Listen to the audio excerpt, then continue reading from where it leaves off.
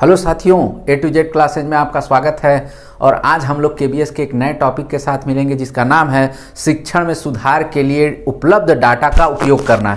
यानी शिक्षण में सुधार के लिए उपलब्ध डाटा का उपयोग करना आज का टॉपिक है जो ऑन स्क्रीन पे आपको दिख रहा होगा। इसको जानने के लिए, समझने के लिए आपको पूरी क्लास लास्ट तक बने रहिएगा। और जो लोग लेट से जुड़ते हैं, जिनके पास ये वीडियो लेट से पहुँचता है, वो पूरी की पूरी वीडियो देखें जिससे कन्फ्यूजन उनको ना रहे।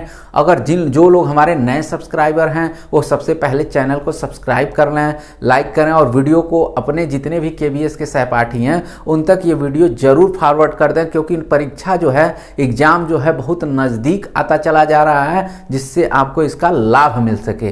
ठीक, तो अब बात करते हैं हम आज के टॉपिक में जिसका नाम है शिक्षण में सुधार के लिए उपलब्ध डाटा का उपयोग करना। तो यहाँ पे हम कह सकते हैं कि उपलब्ध डाटा का उपयोग, एक छोटी सी हेडिंग डालेंगे, उपलब्ध डाटा का उपयोग। उपलब्ध डाटा का उपयोग क्या होता है? उपलब्ध डाटा का उपयोग भाई, किस तरह से हम डाटा का उपयोग करते हैं? सबसे पहले आपके जो टॉपिक में दिया है हम उसकी बात करते हैं कि हम डाटा कैसे कहते हैं। पहले नंबर पर सीखना।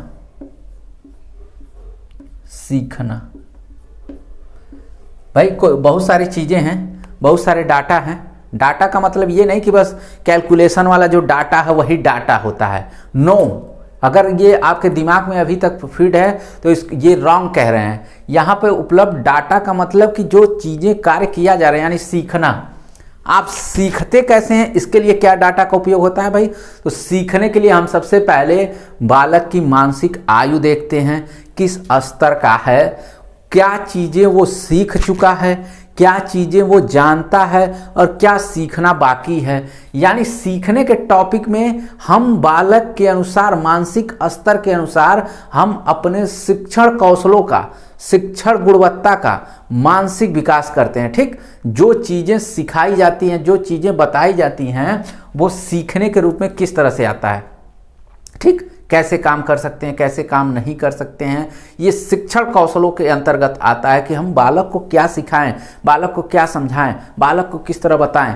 ये क्या है? सीखना कहलाता है। ठीक, ये सीखना कहलाता है। किस तरह से हम सीखें, किस तरह से कार्यों को कराएं बच्चों से। तो बालक कैसे सीख रहा है, किन कारणों से सीख रहा है, और हम किस तरह के, कहते हैं ना कि पिछले साल बालक ये सीखने में थोड़ा सा कमज़ोर था, इस बार थोड़ा सा और उसको थोड़ा सा ध्यान दिया जाएगा, वो बेहतर से सीख लेगी। ये क्या कह रहे हैं? ये मतलब आप उसके डेटा को देख रहे हैं। डेटा का मतलब वो कि जो पुराने समय में जितना समय वो आपके साथ व्यतीत किया है, कक्षा में व्यतीत किया है, आप उसके अनुसार उसके दिमाग को रीड कर रहे हैं, उसके पढ़ चुके हैं। यानी वो डेटा है जो आपके उसके दिमाग को कर रहे हैं। अब उसके अनुसार जो शिक्षण कौशल हैं, सामाजिकता है, नैतिकता है, व्यवहारिकता है, ये सारी की सारी चीज़ें आप उसको प्रयोग में लाते हैं और बच्चों को उसके मानसिक स्तर के अनुसार सिखाते हैं। तो ये हुआ सीखना। सीखना कहते हैं ना, बालक को भी इसमें मौका देते हैं। इसमें मौखिक रूप से, सैद्धांतिक रूप से, प्रयोगात्मक रूप से सीखने के लिए जिस तरह से आप सिखा सकें, वो सारे के सारे चीज़ों को आप यहाँ पे बालक के मानसिक स्तर के अनुसार लागू कर सकते हैं। कहते। और दूसरा पॉइंट क्या कहता है भाई? दूसरा पॉइंट आपके केबीएस के टॉपिक में देखिए, स्कूल स्व मूल्यांकन में सुधार। स्कूल स्व मूल्यांकन में सुधार। स्कूल स्व मूल्यांकन में सुधार, ये क्या होता है? स्कूल स्व मूल्यांकन में सुधार, भाई स्कूल जो कार्य कर रहा है, स्कूल जैसे भी अभी तक उसके बहुत सारे विद्यार्थी, बहुत सारे बैच होंगे, बहुत सारे विद्यार्थी, मान लीजिए सन 2010 से विद्यार्थी पढ़ रहे हैं। पहले परसेंटेज बच्चों का क्या बनता था, पहले बच्चों को किस तरह से समझाया जाता है। धीरे धीरे उस विद्यालय का रिजल्ट, पिछले वर्ष उस विद्यालय का रिजल्ट 60% बना। आज हम अपने कौशलों को, अपने शिक्षणों को, अपने शिक्षकों से ये सारी चीज़ें कहते हैं कि पिछले साल 60% आया है, इस बार हमको 70%, 75% तक तक ले जाना है, उसके लिए हम मेहनत करते हैं, अपने टीचरों को समझाते हैं, अपने टीचरों को कहते हैं अपनी जो एनर्जी है उसको इम्प्रूव करिए, और जो हमारा मूल्यांकन है यानी विगत वर्षों में पिछले जो 2-4 साल 5 साल 6 साल का जो हमारे पास अनुभव है, बच्चों को किस तरह समझाए हैं, तब बच्चों का रिजल्ट कैसे बना, अब हम ये चीज़ें उस अनुभवों को साथ लेके चलते हैं, और जब उन अनुभवों को जब साथ में लेके चलते हैं, और जब अनुभव को साथ में लेके चलेंगे तो स्व वहाँ पे लगा हुआ है, और जब हम उनके अनुभवों को प्रयोग में लाते हैं यानी हम उनका मूल्यांकन कर चुके हैं, उनका कार्य कर चुके हैं पिछले बैच में, उसके 10 सालों से जब हमारे वहाँ विद्यालय चल रहा है और हम रिजल्ट अपने बच्चों को पढ़ाते चले जा रहे हैं और रिजल्ट बेहतर से बेहतर चलता चला जा रहा है, तो हमारे पास अनुभव उस चीज़ का हो चुका है कि हम क्या करेंगे, कैसे करेंगे और आगे क्या करेंगे कि हमारा रिजल्ट बेहतर से बेहतर हो। तो ये चीज़ें हैं स्कूल स्व मूल्यांकन। हमारे अंदर जो कमियां हैं उसको हम दूर करेंगे, जो हमारे अंदर गुण हैं, जो हम चीज़ें सिखा सकते हैं उसमें इम्प्रूवमेंट करेंगे, यानी उसमें और ज़्यादा हम सुधार करेंगे कि जिससे बच्चों को अधिक से अधिक लाभ मिल सके। तो ये इसके दूसरे पॉइंट के अंतर्गत आता है कि स्कूल स्व मूल्यांकन में सुधार, कि स्कूल अपने मूल्यांकन में कैसे सुधार। योग्य टीचरों का आप नियुक्ति करिए। जो अभी तक देख रहे हैं कि एक ही टीचर है, उसका रिजल्ट बार बार खराब हो रहा है, उसके शिक्षण कौशलों में अभी तक सुधार नहीं आया, उस चीज़ों को आप दूर करिए। जो भी बालक के विकास में जिस तरह की परिस्थिति, आपके अनुशासन संबंधी समस्या है, आप उस अनुशासन को दूर करिए। शैक्षणिक समस्या है, उस शैक्षणिक समस्या में बैठा के सुधार करवाइए, समझाइए। योग्य टीचर ना हो तो योग्य टीचरों की व्यवस्था की जाए। छात्रों को जिस तरह से प्लेसमेंट करना है कि हम अब जो एडमिशन लेंगे हम इंट्रेंस के माध्यम से लेंगे, हम इस तरीके से आप अपनी व्यवस्था बनाइए, क्योंकि आप हर प्रकार से विद्यालय का जब सुधार होगा तब सर्वांगीण विकास उसमें समाहित रहेगा। ठीक, तो ये चीज़ें हैं दूसरे पॉइंट के अंदर। तीसरा क्या है? शैक्षिक भविष्य की भविष्यवाणी, यानी शैक्षणिक भविष्य की भविष्यवाणी। शैक्षणिक भविष्य की भविष्यवाणी। शैक्षणिक भविष्य की भविष्यवाणी, इसको क्या कहते हैं भाई? शैक्षणिक भविष्य की भविष्यवाणी। इसको आप अभी तक क्या समझे? कुछ टॉपिक थोड़ा सा अजीब लग रहा होगा आपको। शैक्षणिक भविष्य की भविष्यवाणी, इसमें क्या होता है? आप किसी बालक को प्रॉपर पढ़ा रहे हैं, ठीक, ध्यान से सुनिएगा। आप किसी बालक को कुछ पढ़ा रहे हैं, कक्षा अपने कक्षा के अनुसार पढ़ा रहे हैं, जो भी क्लास है। कुछ महीनों में, कुछ विगत महीनों में, कुछ वर्षों में, यानी 1 साल भर, 6 महीने, 1.5 सालों में उस बालक के बारे में आपको इतना ज्ञान हो गया रहता है, बालक के बारे में इतनी समझ हो गई रहती है कि आप एक तरह से प्रेडिक्शन करना शुरू कर देते हैं, यानी भविष्यवाणी करना शुरू कर देते हैं। किस तरह की? इस बालक को ऐसे काम कराया जाए तो ये बालक बहुत आगे जाएगा, देखिए इसका इस क्षेत्र में रुचि है तो ये काम बहुत अच्छा करेगा। ठीक, तो ये क्या है? प्रेडिक्शन ही तो है। आप किस आधार पर कह रहे हैं? क्योंकि आप बच्चे के साथ इतना समय गुजार दिए हैं, बच्चे के साथ इतना समय व्यतीत कर दिए हैं, जिससे क्या हो रहा है? आप उसके भविष्य की भविष्यवाणी कर सकते हैं। बालक की क्या ताकत है, यानी क्या स्ट्रेंथ है, बालक किस क्षेत्र में उसका मन है, मतलब किस क्षेत्र में उसकी रुचि है। हम उसकी रुचियों के अनुसार कार्य देते हैं, वो कितने अच्छे ढंग से कर ले जाता है। उसके अरुचियों के अनुसार कार्य देते हैं, वो कार्य नहीं कर पाता। यानी बालक का जिस क्षेत्र में रुचि है उस कार्य को देते हैं, वो बालक क्या करता है? वो कार्य इतने बेहतर ढंग से करता है, इतने अच्छे ढंग से करता है। हम प्रेडिक्शन कर सकते हैं कि ये डॉक्टर बनेगा, ये इंजीनियर बनेगा, ये वैज्ञानिक बनेगा, ये राजनेता बनेगा। हम ये चीज़ें कर सकते हैं भाई, शैक्षणिक भविष्य की भविष्यवाणी कर सकते हैं, क्योंकि हमारे जो शिक्षण स्तर है, हमने उस शिक्षण स्तरों का यानी शिक्षण कौशलों का प्रयोग किया। उस कौशलों के माध्यम से हमने बालक को जाना कि किस क्षेत्र में बालक की ज़्यादा से ज़्यादा रुचि है और बालक को किस तरह का हम काम दे रहे थे, और बालक कितने अच्छे ढंग से वो कार्य को कर रहा था। इस आधार पर हम कह सकते हैं कि शैक्षणिक भविष्य की भविष्यवाणी हो सकती है। ठीक, अगला है छात्र निगरानी। छात्र निगरानी, छात्र निगरानी क्या होता है भाई? छात्र निगरानी क्या होता है? हम बालक ऐसे नहीं टकटकी निगाहों से बैठ के उस पर देखते रहें। ठीक, हम छात्र निगरानी की बात करते हैं कि किसी भी चीज को बहुत ही ध्यान से उसका निरीक्षण करते हैं।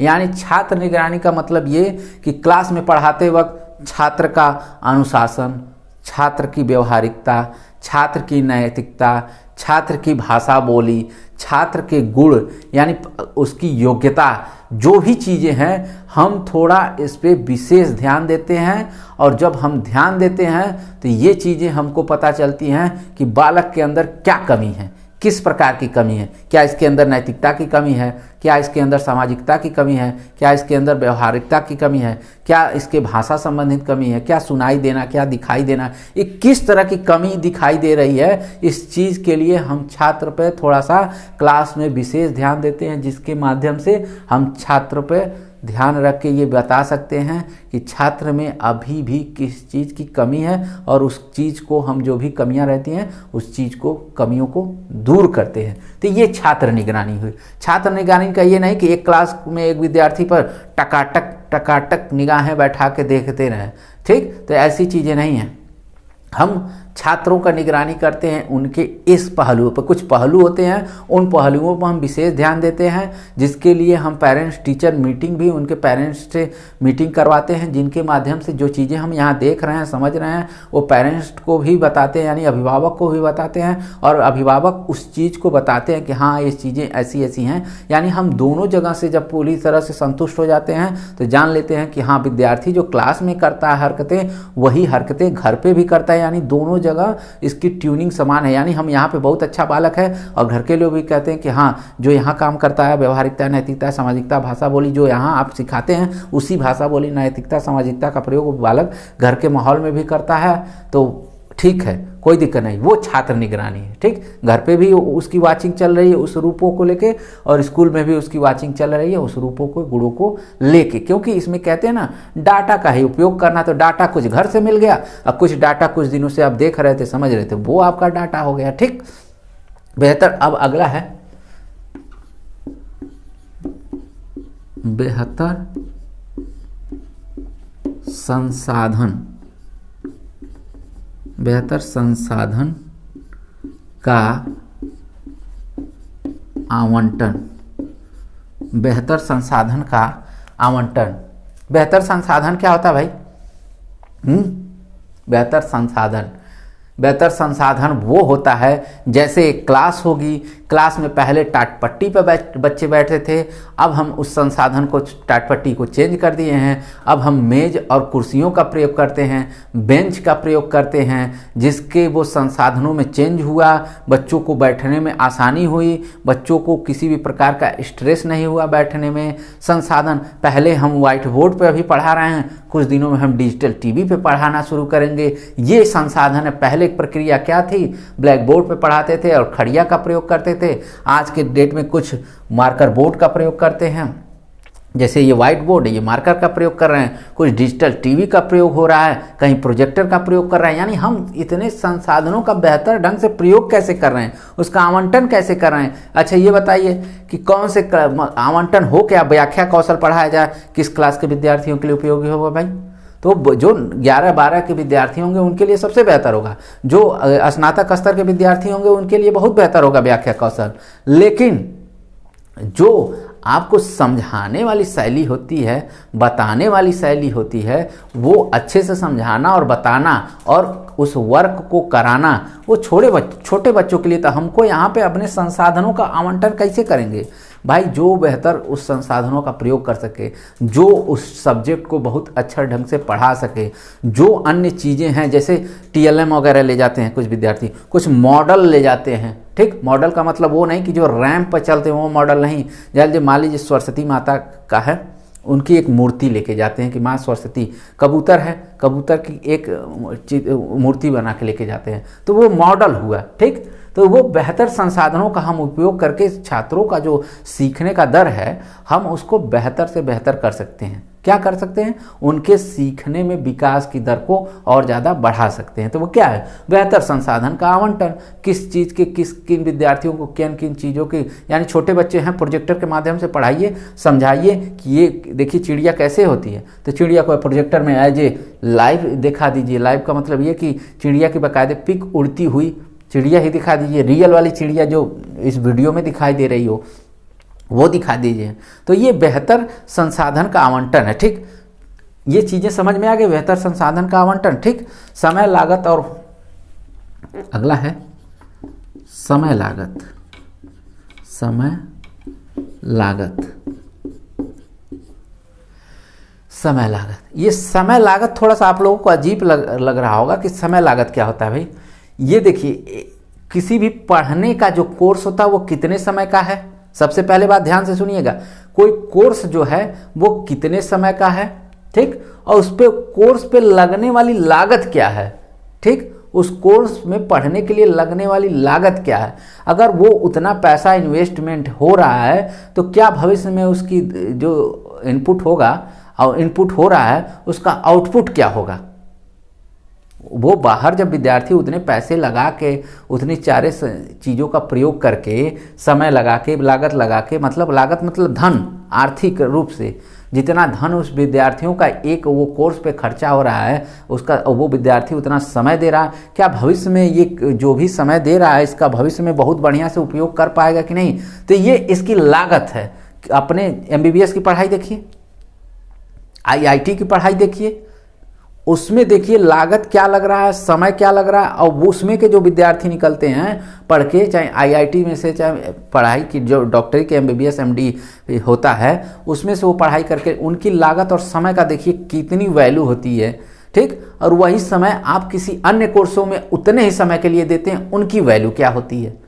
जैसे आपने कोई PG कोर्स किया, MBBS वाले ने PG कोर्स किया, लेकिन आपने आर्ट स्ट्रीम से PG कोर्स किया, और वो मेडिकल यानी MBBS वाले के बाद वो PG जब करता है, ठीक, तो उसने भी उतना ही समय दिया जितने इस PG वाले ने समय दिया, लेकिन उसकी लागत दूसरी होती है। और जब लागत का जब प्रतिफल मिलता है, ये आर्ट वाले का दूसरा होता है और वो मेडिकल लाइन वाले का दूसरा होता है, IIT वाले का दूसरा होता है। तो समय तो सारे लोग उतने समय दे रहे हैं, लेकिन समय किसमें क्या है और उसकी लागत क्या है, और पढ़ाई का जो आपने चुनाव किया है कि किस पढ़ाई को हमने सिलेक्शन किया, यानी किस कोर्सेज का हमने सिलेक्शन किया है, उस कोर्सेज के माध्यम से आप समय लागत तय करते हैं कि क्या आपके लिए बेहतर है और क्या आप बेहतर कर सकते हैं और इससे आपको क्या लाभ मिलेगा। इसीलिए कहते हैं लागत लाभ विश्लेषण, लागत लाभ विश्लेषण, ठीक, कि कितना लागत लगा है, उससे कितना लाभ हो रहा है, और उसका किस तरह से विश्लेषण कह सकते हैं। यहाँ पे लागत लाभ विश्लेषण, लागत लाभ विश्लेषण मतलब क्या लागत है, उससे क्या लाभ मिलता है, आप उसका विश्लेषण कर लेते हैं कि ये सारी चीज़ें हैं कि कितना समय लगा, कितनी लागत लगा। इसीलिए लागत लाभ विश्लेषण हम यहाँ पे कह रहे हैं। और कह सकते हैं कर्मचारियों का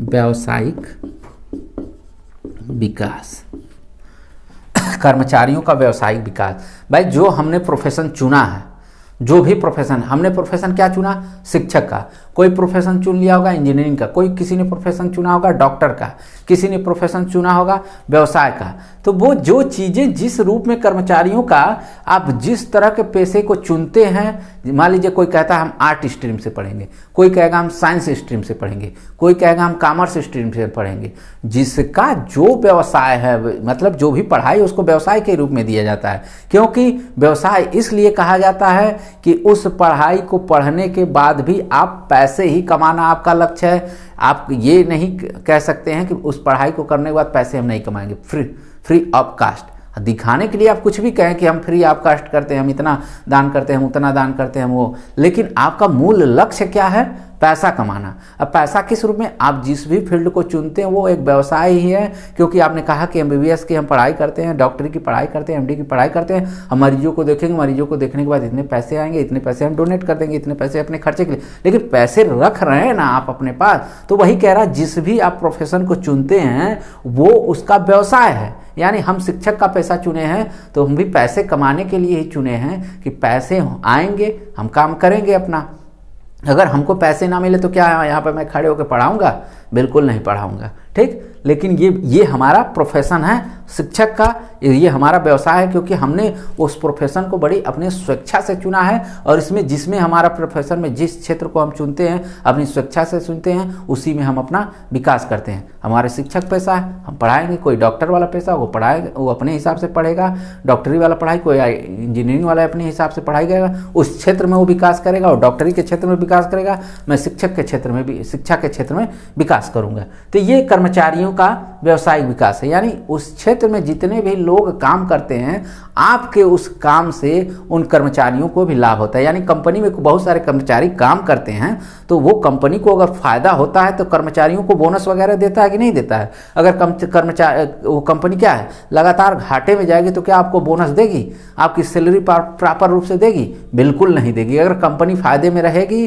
तो वो आपके भी लाभ को दर्शाती चलेगी, यानी आपका बोनस समय से, आपकी सैलरी समय से, अन्य भी जो चीज़ फंड वगैरह होते हैं वो समय से, बहुत कुछ आपके लिए वो कंपनी करती है। क्योंकि कर्मचारियों का वो व्यवसायिक विकास, एक विद्यालय है, विद्यालय में बहुत सारे शिक्षक हैं, अगर वो विद्यालय बहुत अच्छे से चलता है, विद्यालय की बहुत उन्नति हो रही है, तो जाहिर सी बात है उसमें जितने भी काम करने वाले लोग हैं उनका भी कहीं ना कहीं से विकास होगा, बिल्कुल होगा। क्योंकि विद्यालय वो संस्थान उनके विकास के लिए तत्पर है और विकास वो करेगा, क्योंकि उनके कर्मचारी मेहनत कर रहे हैं, उनके लोग मेहनत कर रहे हैं, और उनके मेहनत का परिणाम है कि बच्चे अच्छे से अच्छे मतलब पढ़ के निकल रहे हैं, और आपके वहाँ एडमिशन की भीड़ लगी हुई है। आप एडमिशन को कंट्रोल करने के लिए क्या करते हैं, तमाम तरह के प्रतियोगी परीक्षाओं का निर्माण करते हैं, और उनको पास होने के बाद गिने चुने मतलब जितनी आपके पास सीटें होती हैं उतने ही स्टूडेंटों का एडमिशन लेते हैं। तो क्या है, उस कॉलेज का विकास बताता है। उस कॉलेज का विकास किससे है?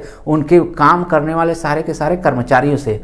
आई होप ये सारी की सारी चीज़ें आपको, डाटा का जो उपयोग करना है शिक्षण सुधार में, आई होप ये सारी की सारी चीज़ें आपको बहुत अच्छे से समझ में आ गई होगी।